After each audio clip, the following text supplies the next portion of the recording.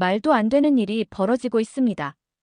요즘 미국 뉴욕에서 뉴요커들을 사로잡은 특별한 한식당 중 독특한 스토리로 화제가 된 곳이 있습니다. 미국의 팀 문화는 예전에도 있었지만 최근 들어 최소 18%부터 시작하면서 엄청 올랐다고 하는데요. 그런데 이런 수익을 포기한 한식당이 있어 엄청난 이슈가 되고 있습니다.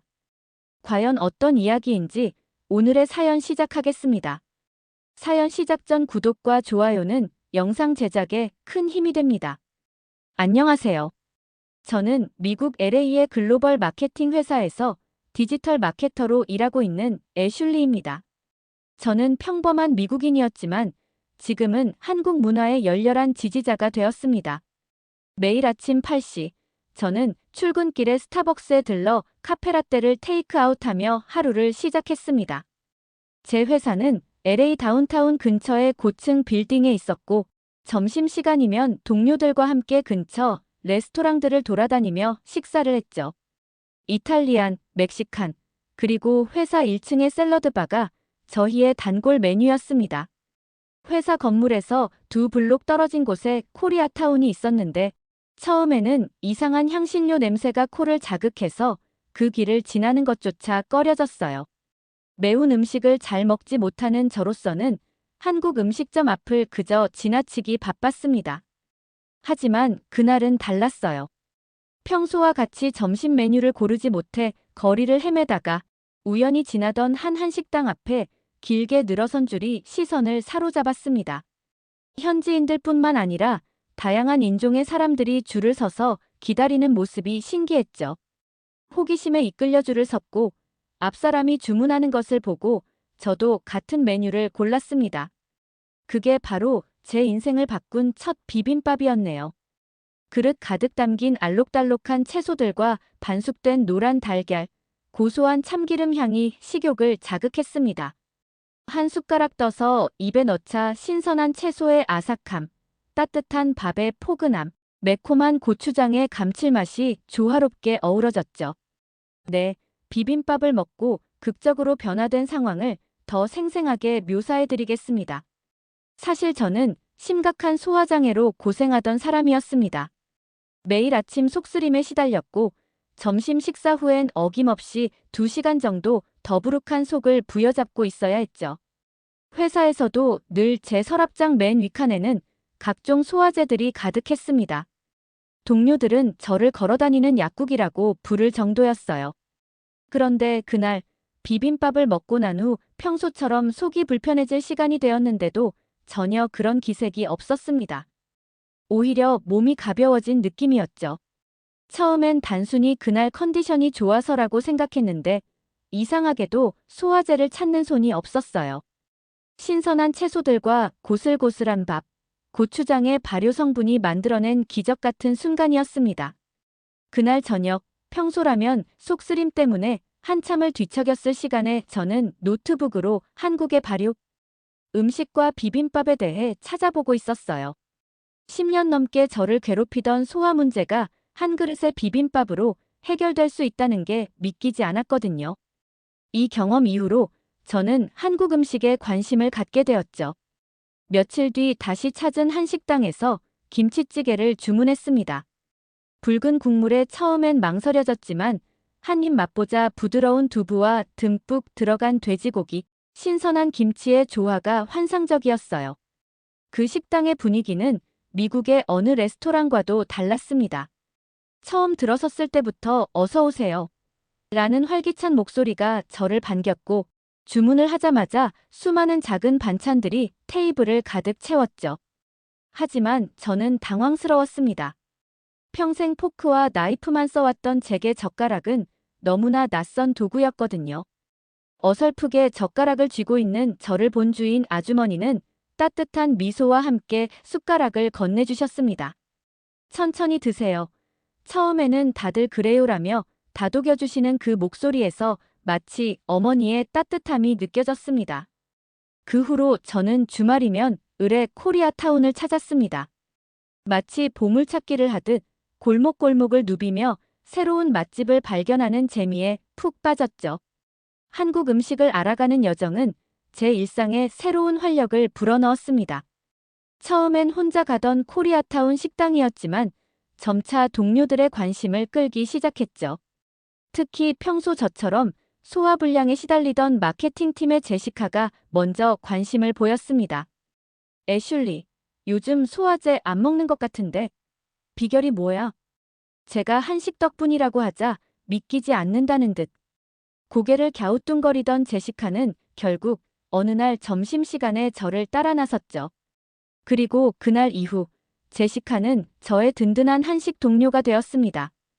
회계팀의 마이클도 만성 위장병으로 고생하다가 우리의 변화를 듣고 합류했고 곧 점심시간이면 서너 명의 동료들과 함께 코리아타운으로 향하는 게 일상이 되었습니다.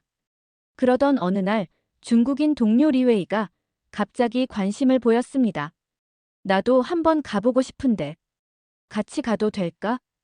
솔직히 저는 그의 제안이 썩 내키지 않았어요. 평소 그가 중국 음식의 우수성을 자주 강조하던 터라 한식을 폄하할까 걱정됐거든요. 하지만 동료의 호의를 거절할 수도 없어 마지못해 동의했습니다. 다행히도 그날은 평소처럼 즐거운 점심 식사가 될 것 같았어요. 매번 새로운 맛집을 발견하는 재미에 시간 가는 줄 몰랐죠. 특히 인상 깊었던 건 한식이 저희 모두의 건강에 놀라운 변화를 가져왔다는 점이었습니다. 어느 날 저는 평소처럼 단골이 된 한식당에서 점심을 먹고 있었어요. 그날따라 유난히 바쁘지 않았던 직원분이 제 테이블에 관심을 보이셨습니다. 제가 김치를 맛있게 먹는 모습을 보시더니 김치에 대해 이것저것 설명해 주시기 시작했죠. 김치는 우리 한국의 보물이에요.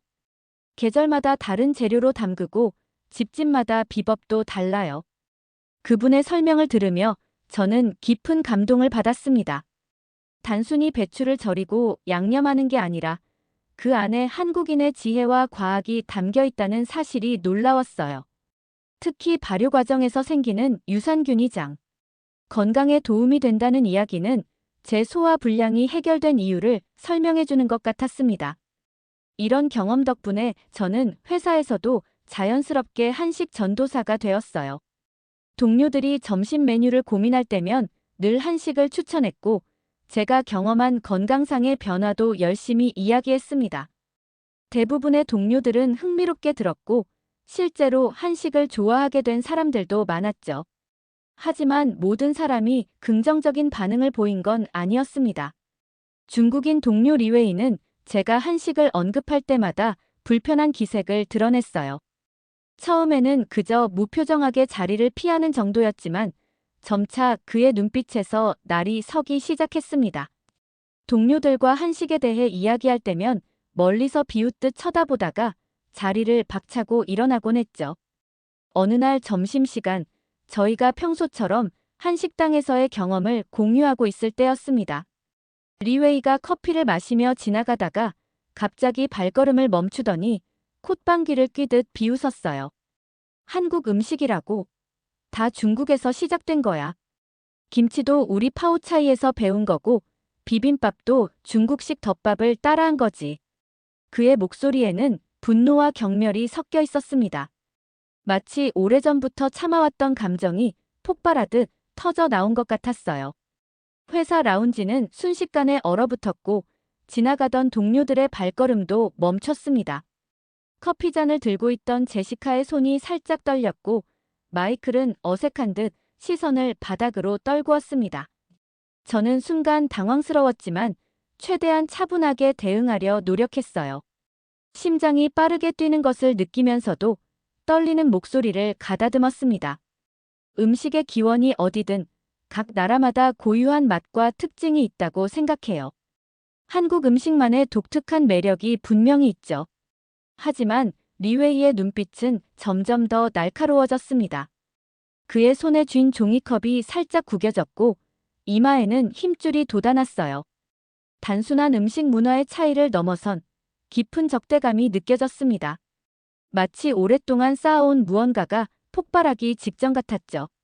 그날 이후로 점심시간의 분위기는 완전히 달라졌습니다.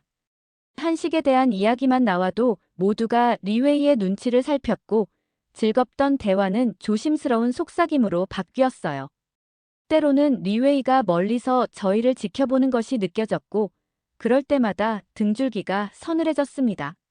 한때는 단순한 음식 이야기였던 것이 이제는 무거운 긴장감을 동반한 금기어가 되어버렸습니다. 리웨이의 한국 음식에 대한 태도는 날이 갈수록 공격적으로 변해갔습니다.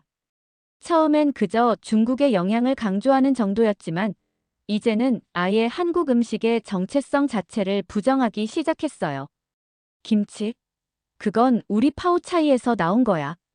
한국은 중국의 문화를 그대로 베낀 거라고. 리웨이의 목소리에는 비웃음이 가득했습니다. 처음에는 그의 이런 태도에 화가 났지만 점차 그의 집착이 오히려 의아하게 느껴졌어요. 왜 이렇게까지 한국 음식에 민감하게 반응하는 걸까 하는 의문이 들었습니다. 점심시간마다 벌어지는 그의 도발은 계속됐습니다. 제가 김치찌개를 먹으면 중국의 매운탕을 흉내낸 거야라며 비아냥거렸고 비빔밥을 먹을 때는 중국의 잡채밥을 베낀 거지라고 했죠. 처음에는 동료들도 그의 말에 관심을 보였지만 점차 불편한 기색이 역력해졌습니다. 제시카는 자주 한숨을 쉬었고 마이클은 아예 자리를 피하기 시작했어요. 저는 최대한 차분하게 대응하려 했습니다. 음식 문화는 서로 영향을 주고받으며 발전하는 거예요. 그걸 인정하면서도 각자의 고유성을 존중하는 게 좋지 않을까요? 하지만 리웨이의 집착은 계속됐습니다.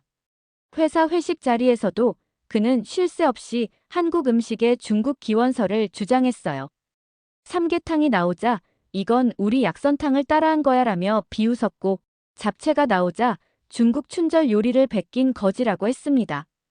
테이블에 무거운 정적이 감돌았고 부장님의 표정도 굳어졌습니다.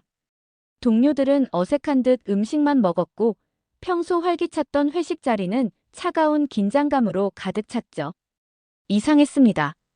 단순히 자국 음식에 대한 자부심을 넘어서는 무언가가 있는 것 같았어요. 리웨이의 눈빛에는 분노와 함께 어떤 상처 같은 것이 비쳤습니다. 마치 한국 문화의 인기가 높아질수록 그의 속에 있는 무언가가 더 깊이 긁히는 것 같았죠. 저는 점점 그를 이해하기 시작했습니다. 어쩌면 그의 공격적인 태도 이면에는 자신의 문화적 정체성을 지키려는 필사적인 몸부림이 있는 건 아닐까요? 며칠 전 복도에서 우연히 리웨이의 통화를 엿들은 적이 있었습니다. 그는 중국어로 누군가와 이야기를 나누고 있었는데 목소리에 깊은 상처와 분노가 묻어났어요. 우리 문화를 인정하지 않아. 모든 게 다 한국이야. 그때 저는 리웨이의 다른 모습을 보게 되었습니다. LA에서 자란 중국계 2세대인 그에게 자국 문화에 대한 자부심은 어쩌면 정체성 그 자체였을지도 모릅니다. 하지만 최근 급부상하는 한국 문화의 인기가 그의 자존심을 건드렸나 봅니다. 특히 음식 문화에서 중국의 영향력이 줄어드는 것 같은 현실이 그를 더욱 예민하게 만들었겠죠. 하지만 이해한다고 해서 그의 행동이 정당화될 수는 없었습니다. 이제는 뭔가 다른 방식으로 이 상황을 해결해야 할 때가 온 것 같았어요. 회식 자리의 긴장감은 점점 고조되어 갔습니다. 리웨이의 목소리는 평소보다 더 높아져 있었고 술 기운이 돌수록 그의 발언은 더욱 거칠어졌어요. 동료들은 어색한 웃음으로 상황을 무마하려 했지만 공기는 점점 무거워져만 갔습니다. 이것 봐. 이 김치도 결국은 우리 파오차이에서 베낀 거잖아. 한국은 중국 음식을 그대로 가져다가 자기네 것이라고 우기는 거야. 리웨이의 날카로운 목소리가 식당 안을 가르며 울렸습니다. 그 순간 주방에서 은은하게 들리던 칼질 소리가 멈췄고 잠시 후 검은 앞치마를 두른 주인 아주머니가 천천히 주방 밖으로 나오셨습니다. 60대 후반으로 보이는 그분의 걸음걸이에는 무게가 실려 있었고 주름진 얼굴에는 세월의 흔적이 깊게 새겨져 있었습니다. 잠시 말씀 좀 드려도 될까요? 조용하지만 단호한 목소리였습니다. 식당 안의 모든 소리가 멈춘 것 같았고 심지어 옆 테이블의 손님들도 숨을 죽였습니다. 김치는 1000년이 넘는 세월 동안 우리 조상들이 정성으로 만들어온 한국의 전통 발효 음식입니다. 아주머니의 목소리에는 떨림이 없었습니다. 오히려 그 차분함이 더욱 강력한 힘을 실어주었죠. 계절마다 다른 재료로 담그고 각 지역마다 특색 있는 맛을 자랑하죠. 중국의 파오차이와는 재료부터 발효 과정, 맛까지 전혀 다른 음식입니다. 그분의 눈빛은 마치 오랜 세월의 역사를 응축해 놓은 듯 했습니다. 자부심과 함께 전통에 대한 경외심이 깊이 깃들어 있었고 그 진정성은 마치 눈에 보이는 것처럼 분명했습니다. 리웨이는 그 앞에서 마치 얼음이 녹듯 말문이 막혔습니다. 식당 안의 공기가 변하기 시작했습니다. 제시카는 마치 무언가에 홀린 듯 천천히 고개를 끄덕였고 마이클의 눈에는 깊은 감동이 어렸습니다. 평소 과묵하던 회사 부장님의 입가에도 잔잔한 미소가 번졌습니다. 오늘 정말 좋은 말씀 들었네요. 부장님의 말씀에 모두가 공감하듯 조용히 고개를 끄덕였고 그제서야 리웨이의 얼굴에서 붉은 기운이 천천히 가라앉기 시작했습니다. 리웨이의 얼굴이 붉어졌습니다. 그의 손에 든 젓가락이 살짝 떨렸고 이마에는 식은땀이 맺혔어요. 그동안의 강력한 주장과 달리 이제는 마치 어린아이처럼 작아 보였습니다. 저는 그의 모습을 보며 묘한 승리감을 느꼈지만 동시에 왠지 모를 연민도 들었어요. 주인 아주머니는 리웨이를 나무라거나 비난하지 않았습니다. 대신 우리 음식들이 서로 배우고 발전해온 것은 사실이에요. 하지만 그 과정에서 각자의 특색과 전통이 만들어진 거죠. 그게 바로 음식 문화의 아름다움 아닐까요? 라고 덧붙이셨습니다. 그 말씀은 마치 오랫동안 얼어있던 공기를 녹이는 것 같았어요. 테이블에 감돌던 긴장감이 조금씩 풀어지기 시작했고 동료들의 어깨에서도 힘이 빠져나갔습니다. 리웨이는 그저 묵묵히 자신의 밥그릇만 바라보고 있었지만 그의 공격적인 태도는 확실히 수그러들었어요. 며칠 후 회사 근처에 새로 문을 연 한식당 이야기가 화제가 되었습니다. 미국인이 운영하는 한식당이라며 곧 망하겠지라는 부정적인 소문이 파다했어요. 심지어 어떤 이들은 정통 한식의 맛을 어떻게 미국인이 낼 수 있겠어? 라며 비웃기도 했습니다. 하지만 제 눈앞에 펼쳐진 광경은 달랐어요. 점심시간마다 그 식당 앞에는 긴 줄이 늘어서 있었고 들어갔다 나온 사람들의 표정은 하나같이 만족스러워 보였습니다. 특히 한국인 손님들의 발길이 이어지는 것을 보고 더욱 호기심이 생겼죠. 결국 저는 제시카와 마이클을 설득해 30분을 기다린 끝에 그 식당에 들어갈 수 있었습니다. 주방장이 한국에서 10년간 요리를 배웠다는 이야기를 들으니 그동안의 편견이 부끄러워졌어요. 맛있는 식사를 마치고 계산대 앞에 섰을 때였어요. 저는 습관처럼 휴대폰 계산기를 켜고 20% 팁을 계산하고 있었습니다. LA에서 태어나고 자란 제게 팁은 식사 금액만큼이나 당연한 것이었으니까요. 때로는 서비스가 나빠도 음식이 실망스러워도 팁은 내야만 했죠. 하지만 카드를 건네자 예상치 못한 일이 벌어졌습니다. 주인분이 마치 제가 실수라도 한 것처럼 고개를 저으며 말씀하셨어요. 손님, 저희는 팁 받지 않습니다. 음식값만 계산해 주세요. 순간 제 귀를 의심했습니다. 혹시 제가 무례한 손님으로 보여서 아니면 제 팁이 너무 적어서 그러시나 하는 생각이 들었어요. 급하게 지갑을 다시 열어 더 큰 금액의 팁을 꺼내려 했지만 주인분은 오히려 제 손을 살며시 밀어내셨습니다. 정성껏 음식 대접해드리는 게 저희 일이에요. 그것만으로 충분합니다. 그 순간 저는 말문이 막혔습니다. 주인분의 눈빛에서는 진심이 느껴졌고 그 목소리에는 자부심이 가득했어요. 20년 넘게 살아오면서 한 번도 경험하지 못한 순간이었습니다. 제 머릿속에는 지난주 이탈리안 레스토랑에서의 불쾌한 기억이 스쳐 지나갔어요. 15% 팁을 냈다는 이유로 웨이터가 보인 노골적인 실망감, 그리고 그때 느꼈던 모욕감까지. 하지만 이곳은 달랐습니다. 팁을 받지 않으면서도, 아니 오히려 그렇기 때문에 더욱 진정성 있는 서비스를 제공하고 있었어요. 다음 날 회사에서 이 놀라운 경험을 동료들에게 이야기했습니다. LA의 고급 레스토랑에서는 기본 팁이 18%부터 시작하고 좋은 서비스를 받고 싶다면 20-25%는 기본으로 내야 한다는 게 불문율이었기에 그들의 반응은 더욱 흥미로웠습니다. 말도 안 돼. 팁이 없다고. 그럼 서버들은 어떻게 생활해? 제시카가 눈을 동그랗게 뜨며 물었습니다. 그도 그럴 것이. 제시카는 대학 시절 웨이트리스로 일하면서 팁으로 학비를 벌었다고 했으니까요. 마이클은 고개를 갸우뚱거리며 팁 없이 어떻게 그렇게 친절할 수 있지? 여기 레스토랑들은 20%팁 줘도 불친절한데라며 의아해했습니다. 특히 지난주 있었던 토니의 일화가 떠올랐습니다.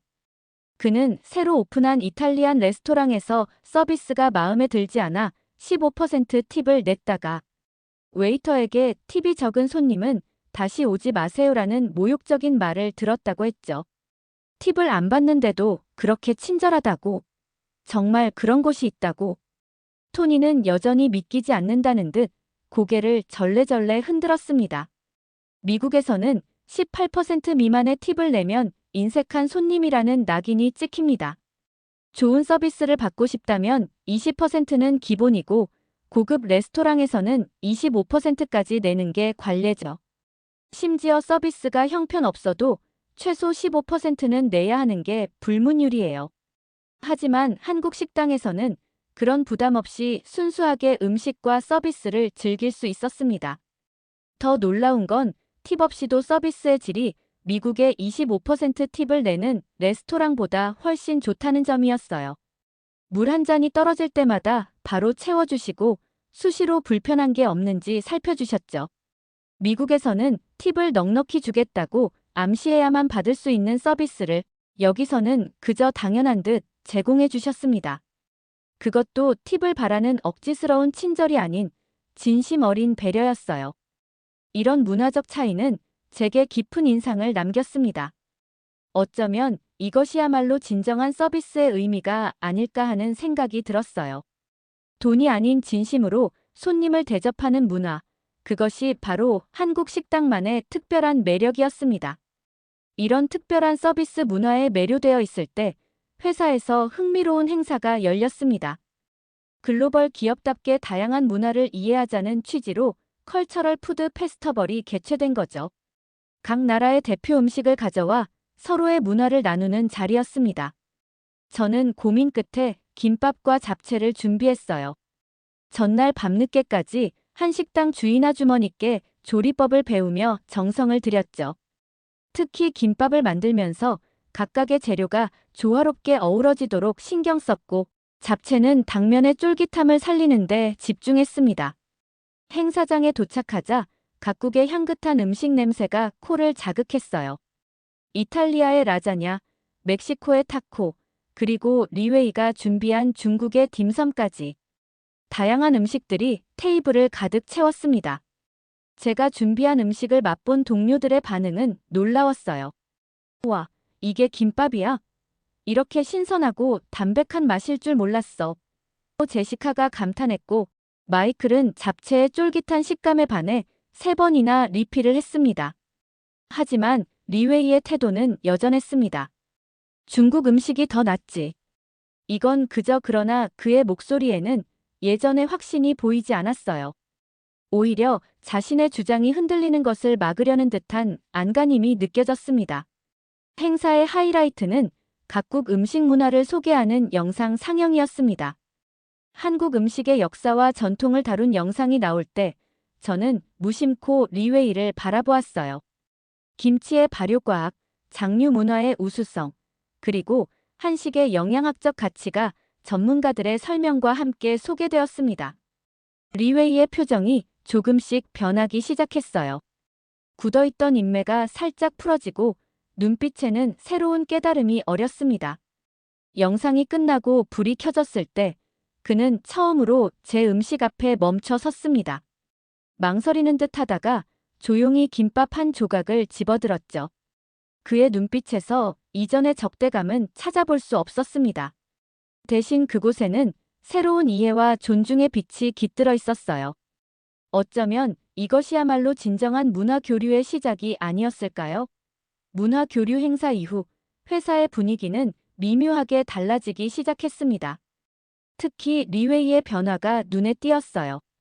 더 이상 한국 음식에 대해 적대적인 발언을 하지 않았고, 점심시간에 저희가 한식당에 갈 때면 불편한 기색을 보이지도 않았습니다. 어느 월요일 아침, 엘리베이터에서 우연히 리웨이와 마주쳤을 때였어요. 평소라면 어색한 침묵이 이어졌겠지만, 이번에는 달랐습니다. 리웨이가 먼저 말을 걸어왔어요. 저기. 애슐리, 그의 목소리에는 망설임이 가득했습니다. 그때 문화교류 행사에서 내가 만든 김밥 말이야. 혹시 어디서 살 수 있는지 알아? 순간 저는 제 귀를 의심했습니다. 한국 음식을 그토록 폄하하던 리웨이가 직접 김밥을 찾는다니 말이에요. 저는 미소를 지으며 제가 자주 가는 한식당을 추천해 주었습니다. 그리고 며칠 후 더 놀라운 일이 벌어졌어요. 점심시간이 끝나고 사무실로 돌아오던 리웨이의 손에는 한식당 로고가 찍힌 봉투가 들려 있었습니다. 수줍은 듯한 표정으로 그가 말했죠. 사실 점심에 혼자 한식당에 가봤어. 내가 추천한 그곳 잠시 머뭇거리더니 이어 말했습니다.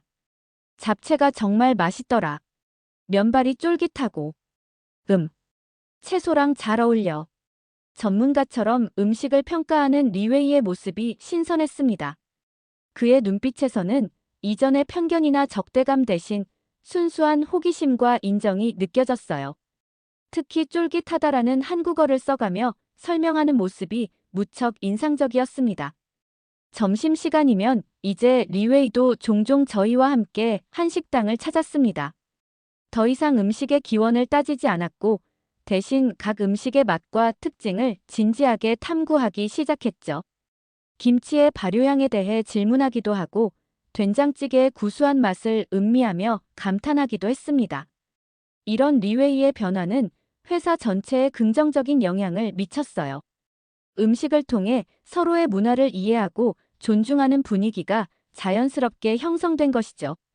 한식에 대한 편견을 버리고 진정으로 그 맛과 가치를 인정하게 된 리웨이의 모습을 보며 저는 문화의 힘이 얼마나 강력한지 다시 한번 깨달았습니다. 리웨이와의 갈등이 해소되고 제 주변에는 놀라운 변화가 일어나기 시작했습니다. 단순히 맛있는 음식을 넘어 한국 문화의 진정한 가치를 발견하게 된 거죠. 처음에는 소화 불량 때문에 들어섰던 한식당이 이제는 제 인생의 터닝 포인트가 되었습니다. 김치의 발효과학, 된장의 영양학적 가치, 그리고 무엇보다 음식에 담긴 정성과 배려는 제가 미처 몰랐던 새로운 세계를 보여주었어요. 주말이면 저는 친구들을 코리아타운으로 초대했습니다. 믿어봐. 이건 정말 특별할 거야 라며 시작된 저의 한식 전도는 놀라운 반응을 얻었죠. 처음에는 반신반의하던 친구들도 하나둘씩 한식의 매력에 빠져들었습니다. 특히 만성 위장병을 앓던 대학 동창 세라는 이제 주말마다 저와 함께 새로운 한식당을 탐방하는 단골이 되었어요. 한식은 단순한 음식이 아니었습니다. 그것은 건강과 배려, 정성이 어우러진 하나의 문화였죠. 팁 없이도 최선을 다하는 서비스 정신, 계절에 따라 달라지는 식재료, 그리고 발효 음식에 담긴 과학적 지혜까지. 이 모든 것이 한국인들의 삶의 철학을 보여주는 것 같았습니다. 이제 저는 단순히 한식을 좋아하는 것을 넘어 한국 문화의 진정한 팬이 되었습니다.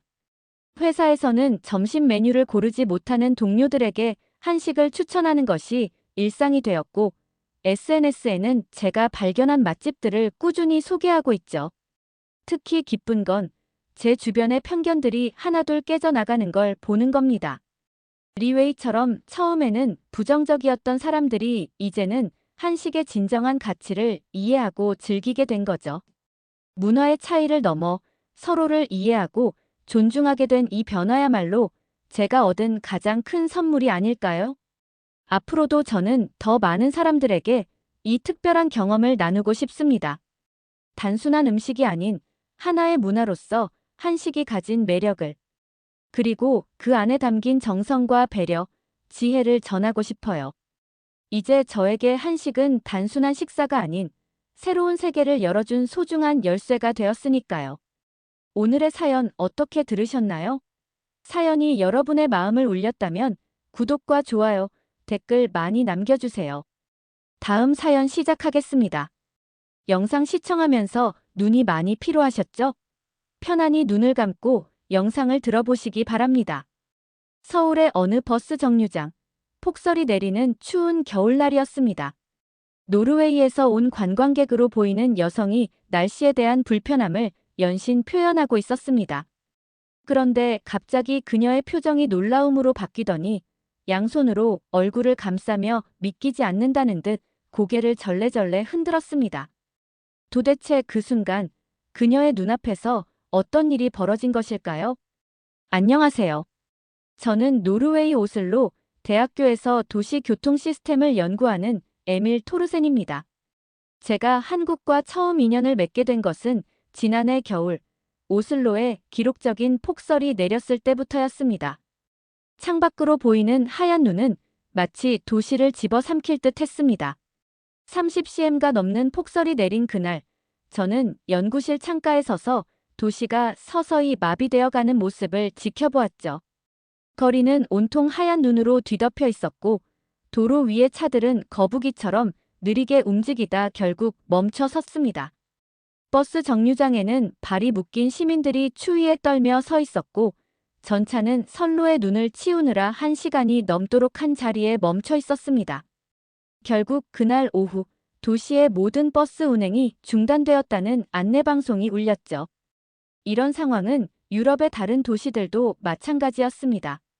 스웨덴 스톡홀름의 한 동료는 폭설이 내린 날 출근하는 데만 3시간이 걸렸다고 했고 핀란드 헬싱키의 연구진은 겨울철 교통 대란이 매년 반복된다며 한숨을 내쉬었죠. 심지어 눈에 익숙할 것 같은 일본도 예외는 아니었습니다. 도쿄에서는 단 5cm의 적설량에도 전철이 멈춰서고 시내 교통이 마비되는 일이 빈번했습니다. 연구를 위해 검토한 도시들 중 단 하나도 폭설 앞에서 자유로운 곳이 없었죠. 그러던 어느 날 폭설로 인한 도시 교통마비 현상을 연구하던 중 한 특이한 논문을 발견했습니다.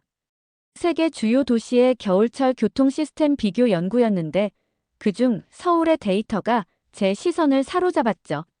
처음에는 단순한 오타라고 생각했습니다. 20cm가 넘는 폭설이 내렸는데도 버스와 지하철이 정상 운행되었다는 내용이었으니까요. 의심이 든 저는 서울의 기상청 데이터와 교통공사의 운행 기록을 교차 검증해 보기로 했습니다. 그리고 놀라운 사실을 발견했죠. 실제로 2018년 1월 서울에는 25.8cm의 폭설이 내렸음에도 지하철은 단 한 건의 운행 중단도 없었고 시내버스도 95% 이상의 정상 운행률을 기록했던 겁니다. 저는 이 데이터를 믿을 수 없어 한국의 교통 전문가들과 이메일을 주고받으며 추가 자료를 요청했습니다. 그들이 보내온 자료들은 더욱 놀라웠죠. 폭설 속에서도 제 시간에 운행되는 지하철, 전기버스의 안정적인 운행 기록, 그리고 실시간으로 업데이트되는 교통정보 시스템까지. 이건 분명 더 깊이 연구해볼 가치가 있는 사례였습니다. 연구에 열중하고 있을 때 연구실 문을 노크하는 소리가 들렸습니다. 장웨이 교수였죠. 그는 제 모니터를 흘낏 보더니 한국에 대한 연구라는 걸 알아챘는지 고개를 절레절레 저었습니다. 토르센 박사, 한국 사례에 너무 시간을 낭비하지 마시오. 그들은 그저 서구의 시스템을 베끼기만 했을 뿐이야. 내가 베이징의 최신 데이터를 보여주겠소. 중국의 지하철은 하루 승객수가 무려. 장웨이 교수는 자신의 태블릿을 꺼내 중국의 교통 시스템 통계를 보여주기 시작했습니다. 하지만 제 눈에는 그의 자료가 어딘가 부자연스러워 보였습니다. 승객수나 정시 운행률이 너무 완벽해 보였달까요? 한국은 인구도 적고 도시 규모도 작소. 중국의 메가시티와는 비교도 안 되지. 당신이 연구할 가치가 있는 건 우리 중국의 시스템이요. 그의 말은 논리적으로 들렸습니다.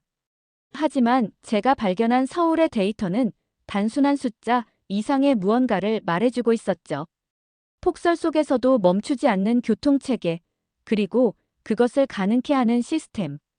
이건 단순한 모방이나 규모의 문제가 아니었습니다. 결국 저는 연구 휴가를 신청했습니다. 장웨이 교수의 만류에도 불구하고 이 흥미로운 현상을 직접 눈으로 확인하고 싶었습니다. 서울에서의 현장 연구는 제 가설을 입증하는 데 반드시 필요했으니까요. 서울행을 결정하고 난 뒤 저는 한국의 교통 시스템에 대한 예비조사를 시작했습니다. 교통카드 하나로 모든 대중교통을 이용할 수 있다는 점, 심야버스가 운영된다는 점, 그리고 지하철역에서 무료 와이파이가 제공된다는 점까지. 이런 시스템이 실제로 잘 작동하는지 확인하고 싶었죠. 연구 계획서를 작성하면서 저는 점점 더 설렘을 감출 수 없었습니다. 마침내 비행기 표를 예매하던 날, 장웨이 교수가 마지막으로 한 번 더 연구실을 찾아왔습니다. 그의 손에는 중국 베이징의 최신 교통 데이터가 들려 있었죠. 하지만 저는 이미 제 결정을 굳혔습니다. 교수님, 이번 연구는 제게 매우 중요합니다. 꼭 직접 확인해보고 싶습니다. 그는 못마땅한 표정을 지으며 연구실을 나갔습니다.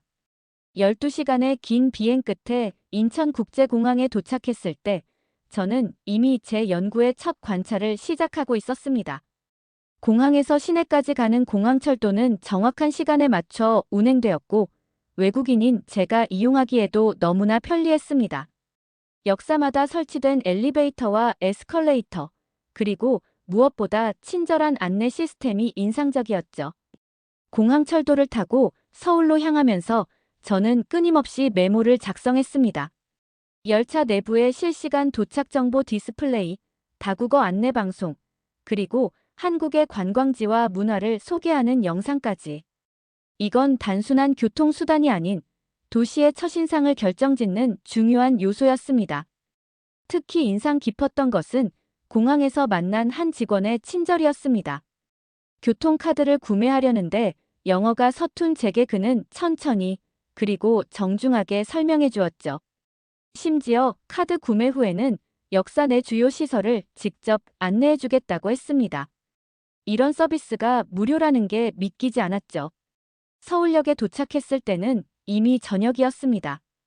평소 같았다면 낯선 도시의 복잡한 지하철 노선도 앞에서 한참을 헤맸을 텐데 스마트폰 하나로 모든 게 해결되었습니다.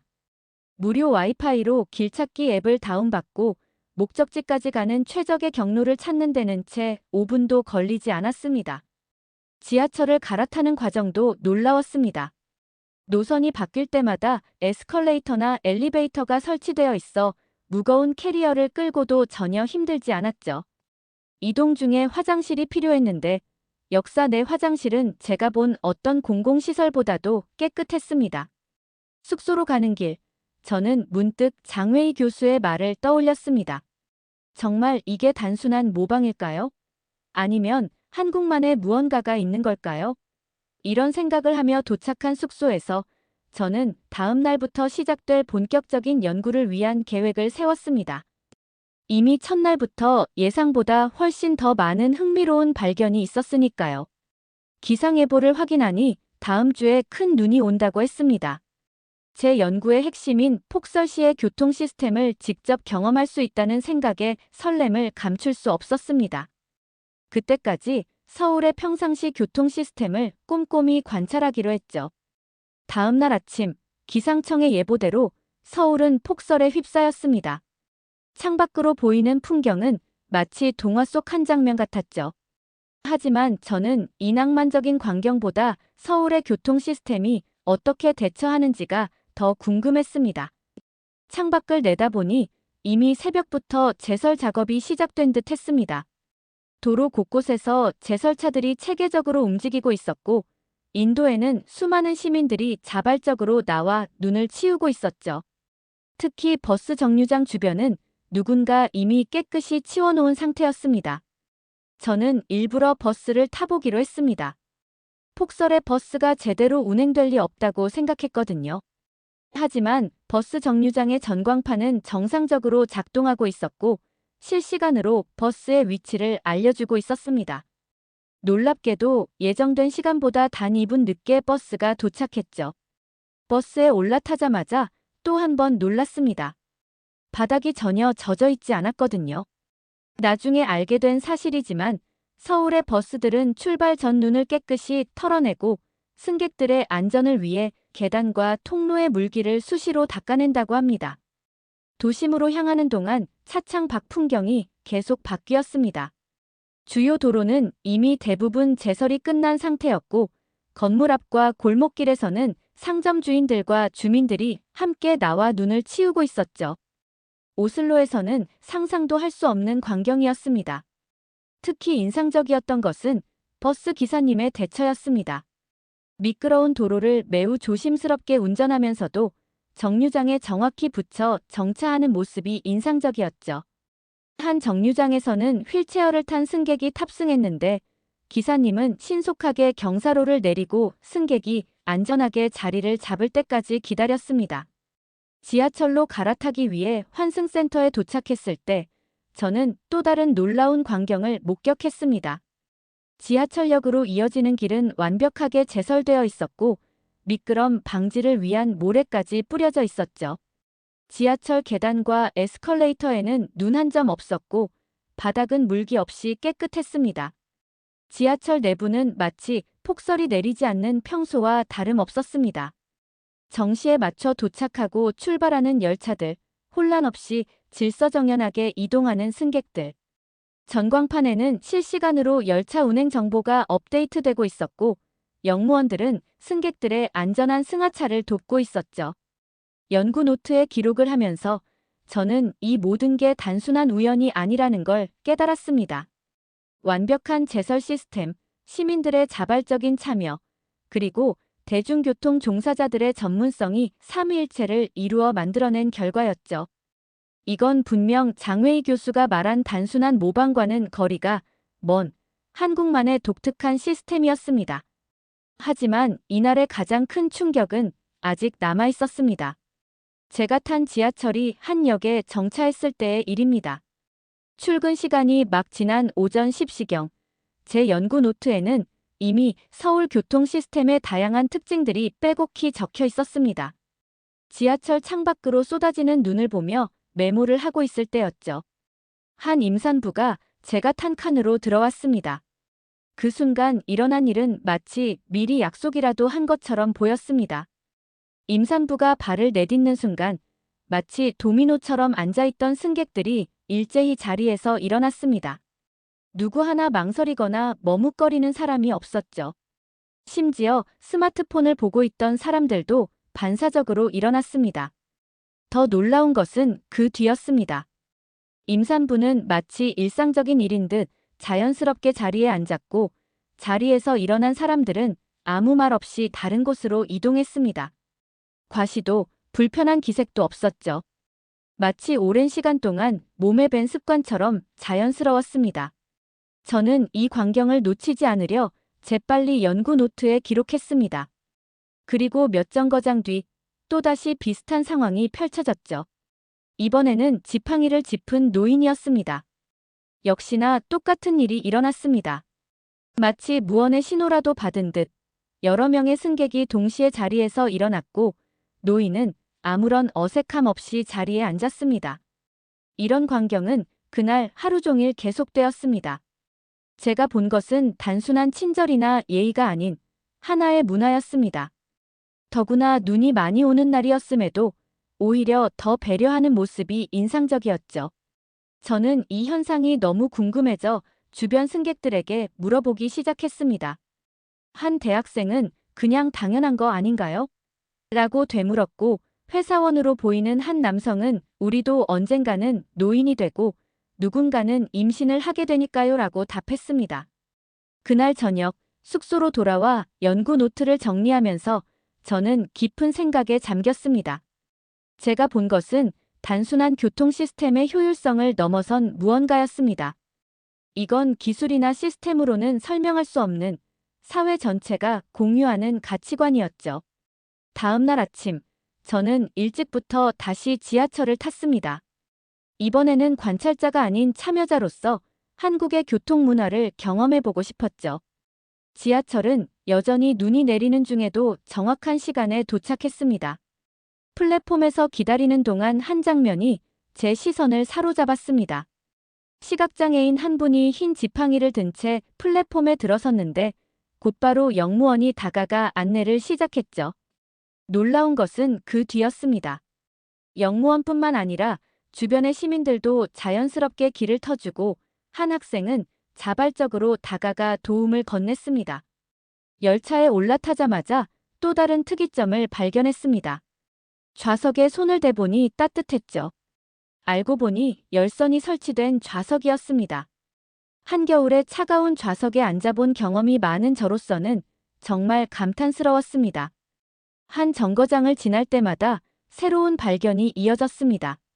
모든 역의 승강장에는 스크린도어가 설치되어 있었고 열차 내부에는 각종 안내 정보가 실시간으로 업데이트되고 있었죠. 심지어 무료 와이파이가 끊김없이 제공되어 터널 구간에서도 인터넷 연결이 유지되었습니다. 특히 인상 깊었던 것은 무거운 캐리어를 들고 탑승한 외국인 관광객을 향한 시민들의 반응이었습니다.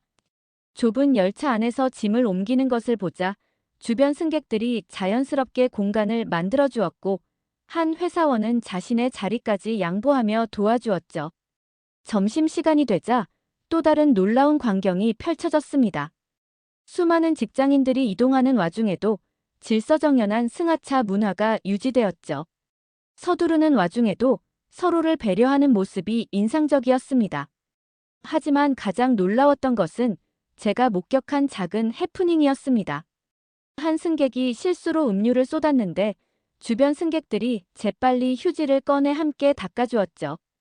그리고 곧바로 다음 역에서 영무원이 올라와 완벽하게 처리하는 모습을 보며 저는 다시 한번 감탄할 수밖에 없었습니다.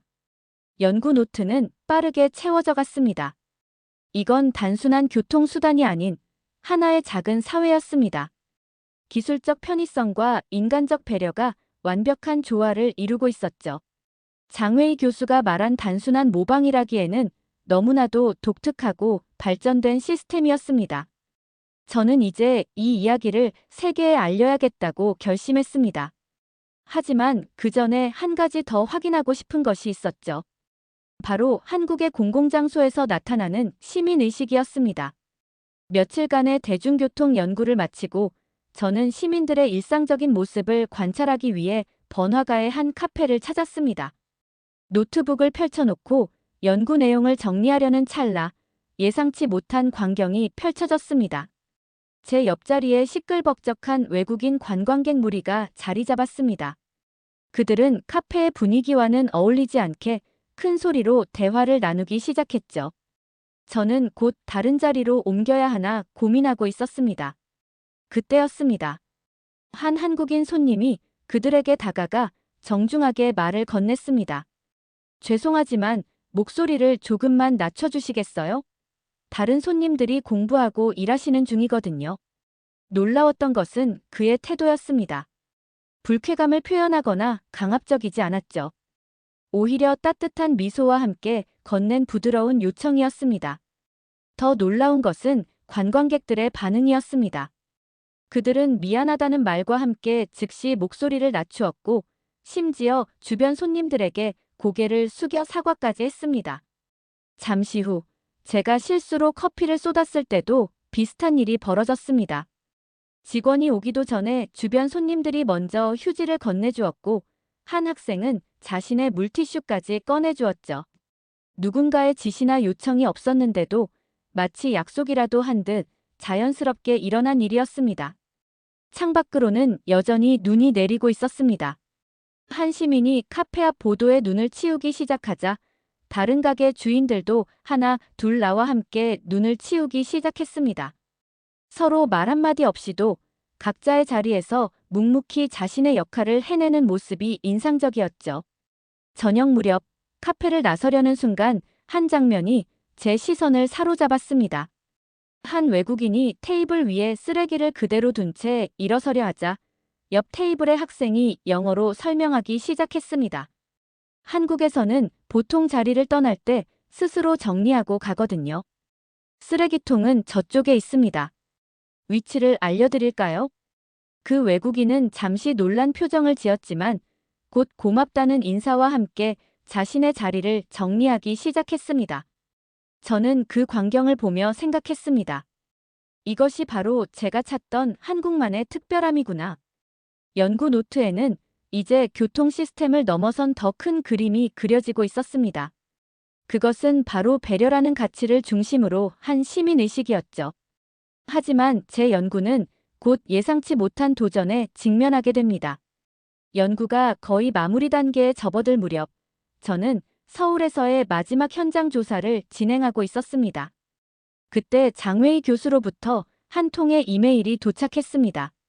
메일함을 열자마자 저는 그의 급한 어조를 감지할 수 있었습니다. 토르센 박사, 당신의 연구 방향이 매우 우려됩니다. 한국의 시스템은 그저 서구와 중국의 모방에 불과합니다. 제가 보내드리는 자료들을 검토해 보시죠. 첨부 파일을 열어보니 현란한 통계 수치들이 나열되어 있었습니다. 베이징 지하철의 놀라운 수송 능력, 완벽에 가까운 정시 운행률, 그리고 시민 만족도 조사까지. 하지만 연구원의 직감으로 이 데이터들이 뭔가 이상하다는 것을 직감했습니다. 한 주 동안 저는 밤낮으로 이 데이터를 분석했습니다. 카페에서 커피를 마시며 지하철에서 이동하며 심지어 식사 시간에도 노트북을 들여다보았죠. 그리고 마침내 결정적인 증거를 발견했습니다. 장웨이 교수의 데이터는 명백한 모순을 담고 있었습니다. 폭설이 내린 날의 운행 기록과 실제 기상청 데이터가 일치하지 않았고, 심지어 일부 통계는 물리적으로 불가능한 수치를 보여주고 있었죠. 승객 수가 플랫폼 최대 수용 인원을 훨씬 초과하는데도 혼잡도는 낮게 표시되어 있는 등 이상한 점이 한두 가지가 아니었습니다. 더 충격적인 것은 그가 제 연구 자료를 왜곡하려 했다는 사실이었습니다. 메일에 첨부된 문서에는 제가 서울에서 관찰한 데이터들이 의도적으로 축소되어 있었고, 시민들의 자발적인 참여나 배려 문화 같은 정성적 데이터는 아예 제외되어 있었습니다. 그날 밤 숙소로 돌아와 저는 창밖의 서울 야경을 바라보며 깊은 고민에 빠졌습니다. 제가 본 것은 분명 모방이 아닌 그들만의 독특한 문화였습니다. 지하철에서 자리를 양보하는 시민들, 폭설 속에서도 이웃을 돕는 모습들, 그리고 무엇보다 그 모든 것이 자연스럽게 이루어지는 분위기까지. 결국 저는 키보드 앞에 앉았습니다. 장웨이 교수의 왜곡된 주장에 맞서 제가 직접 보고 경험한 진실을 세상에 알려야겠다고 결심했기 때문입니다. 장웨이 교수의 데이터 조작 의혹을 제기하기 위해서는 확실한 증거가 필요했습니다. 저는 우선 국제교통학회에 연락을 취했고, 베이징 지하철 시스템의 실제 운영 데이터를 요청했죠. 베이징에서 근무하는 한 지인을 통해 입수한 실제 데이터는 장웨이 교수의 주장과 완전히 달랐습니다. 실제 베이징 지하철은 폭설이 내린 날 운행 지연이 빈번했고, 승객 만족도도 그가 제시한 수치의 절반에 불과했죠. 증거 수집 과정에서 더 놀라운 사실도 발견했습니다. 장웨이 교수는 과거 중국 정부 산하연구소에서 근무할 때도 유사한 데이터 조작을 시도했다는 제보가 있었죠. 당시에는 이 사실이 은폐되었지만 관련 문서들이 아직 남아 있었습니다. 서울의 한 카페에서 자료를 검토하던 중 우연히 옆자리에서 대화하던 한국인 교통공학 교수님을 만났습니다. 그분은 제 연구에 관심을 보이셨고 장웨이 교수의 논문에 대한 전문가적 견해를 들려주셨어요. 특히 중국의 지하철 시스템이 실제로는 한국의 기술을 상당 부분 참고했다는 사실을 알려주셨죠. 이제 남은 건 이 모든 증거를 체계적으로 정리하는 일뿐이었습니다. 하지만 제 책상 위에는 아직도 장웨이 교수가 보낸 새로운 이메일이 읽지 않은 채로 남아 있었죠. 장웨이 교수의 데이터 조작 의혹을 확인하던 중에 그에게서 또 다른 이메일이 도착했습니다. 이번에는 제가 작성한 한국 연구 결과 전체를 문제 삼는 내용이었죠. 토르센 박사, 당신의 연구는 너무 감정적입니다. 한국의 시스템은 결국 서구와 중국의 모방일 뿐이에요. 제 데이터를 보면 중국의 우수성은 명백합니다. 논문의 방향을 수정하는 게 좋겠어요. 첨부된 자료들은 이전보다 더 교묘하게 조작되어 있었습니다. 베이징 지하철의 수송 능력이 서울보다 2배 이상 뛰어나다는 황당한 통계, 중국 시민들의 100% 만족도 조사 결과까지. 그는 제게 한국 연구를 포기하고 중국 사례를 중심으로 논문을 다시 쓰라고 압박했습니다. 한밤중 연구실에서 이 상황을 고민하다가 문득 서울에서 보았던 장면들이 떠올랐습니다.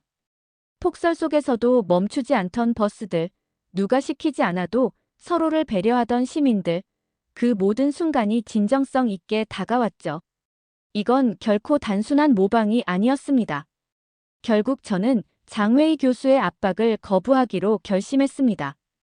그의 왜곡된 주장에 맞서 제가 직접 경험한 한국의 진정한 모습을 알려야 했기 때문입니다. 이제 남은 건 그의 조작된 데이터를 반박할 명확한 증거를 모으는 일뿐이었습니다. 장웨이 교수의 데이터 조작을 밝히기 위한 준비는 착실히 진행되고 있었습니다. 국제교통학회에서 받은 실제 운영 데이터, 베이징 현지 연구원들의 증언, 그리고 과거 그의 논문들에서 발견된 불일치까지 모든 증거가 하나둘 모이기 시작했습니다. 결정적인 전환점은 홍콩 교통연구소의 자료였습니다.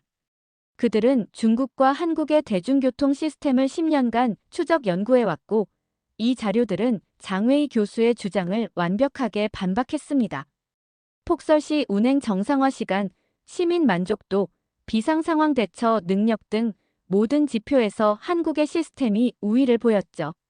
저는 이 모든 자료를 정리해 국제교통학회 연례 컨퍼런스에서 발표했습니다. 발표장에는 장웨이 교수도 있었죠. 제가 그의 데이터 조작을 지적하자 그의 얼굴이 창백해졌습니다. 특히 한국의 대중교통 시스템이 단순한 모방이 아니라 독자적인 발전을 이룩했다는 점을 증명하자 청중들의 반응은 뜨거웠습니다. 컨퍼런스 다음 날 학회 윤리위원회가 소집되었습니다. 장웨이 교수의 과거 논문들도 재조사 대상이 되었고 그의 연구 이력 전반에 걸친 조작이 드러났습니다. 결국 그는 학회에서 제명되었고 소속 대학에서도 사직을 권고받았죠.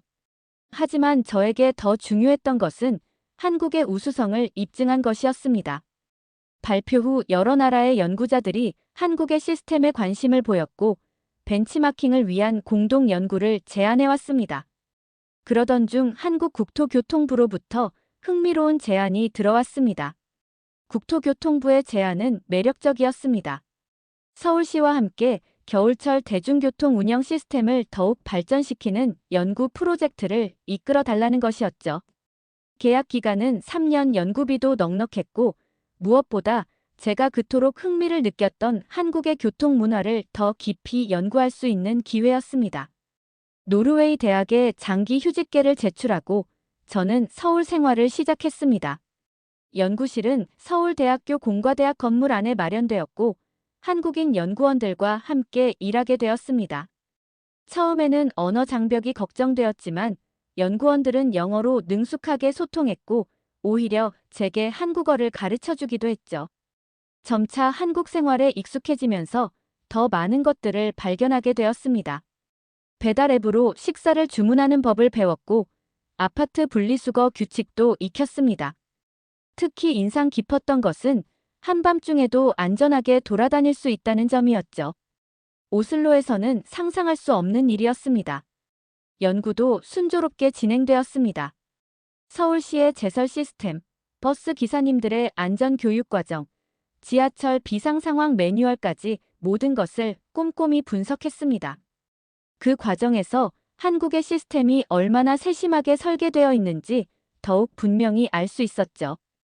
6개월이 지났을 무렵 저는 한 가지 결심을 하게 되었습니다. 이곳에서의 연구를 임시적인 프로젝트로 끝내기보다는 보다 장기적인 관점에서 접근하고 싶었기 때문입니다. 한국에서의 일상이 쌓여가면서 매일 새로운 발견을 하게 되었습니다. 연구실 동료들과 점심을 먹으러 갈 때면 자연스럽게 연장자가 먼저 식사를 시작할 때까지 기다리고 퇴근할 때는 서로 수고하셨습니다 라는 인사를 나누는 문화가 제 일부가 되어 있었죠. 특히 인상적이었던 것은 연구실 회식 문화였습니다. 처음에는 낯설었던 회식이 이제는 팀원들과 더 깊은 유대감을 형성하는 소중한 시간이 되었습니다.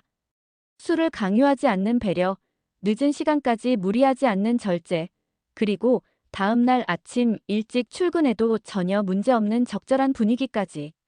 그래서 노르웨이 대학에 사직서를 제출했고 서울대학교 교통공학과의 정식 교수직을 제안받았습니다. 퇴근길 버스에 올랐을 때였습니다. 평소와 다름없는 일상이었지만 그날은 제 의식의 흐름이 달랐습니다. 버스 안을 둘러보니 승객들은 각자의 휴대폰을 보거나 창밖을 바라보고 있었죠. 그때 앞문으로 한 노약자가 천천히 버스에 올랐습니다. 그 순간 마법처럼 일어난 광경은 여전히 놀라웠습니다. 승객들이 일제히 자리에서 일어났고 저 역시 반사적으로 자리에서 일어나고 있었습니다. 그제야 깨달았습니다. 한국의 발전된 교통 시스템은 첨단 기술이나 효율적인 운영만으로 이루어진 것이 아니었습니다. 이 모든 것의 중심에는 시민들의 배려심이 있었던 것이죠. 아무도 시키지 않았는데도 자연스럽게 일어나는 이런 작은 움직임들이 모여 한국을 특별하게 만들고 있었습니다. 버스에서 내려 걸으며 생각했습니다. 지난 6개월간 제가 연구하고 증명하려 했던 것은 결국 이런 시민의식과 배려심이었다는 것을요. 기술은 모방할 수 있지만 사람들의 마음은 그렇게 쉽게 복제할 수 없다는 사실을 말입니다. 서울대학교 교수직 제안을 받아들이기로 한 제 결정이 옳았다는 확신이 들었습니다. 이제 제 관심은 한국의 교통 시스템을 넘어 그것을 가능하게 만든 시민들의 의식으로 향하고 있습니다. 앞으로 더 많은 연구를 통해 한국만의 독특한 시민 문화가 어떻게 형성되었는지, 그리고 이것이 세계에 어떤 영향을 미칠 수 있을지 탐구해 보려 합니다. 저는 이제 한국에서 새로운 이야기를 써내려가고 있습니다.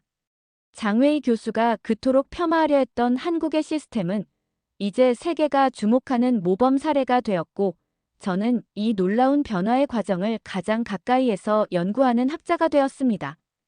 이런 한국에서 오랫동안 머무르고 싶네요. 한국에서의 제 생활을 응원해주세요. 오늘의 사연 어떻게 들으셨나요?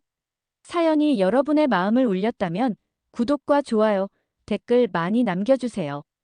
부탁드립니다. 영상 시청해주셔서 감사합니다.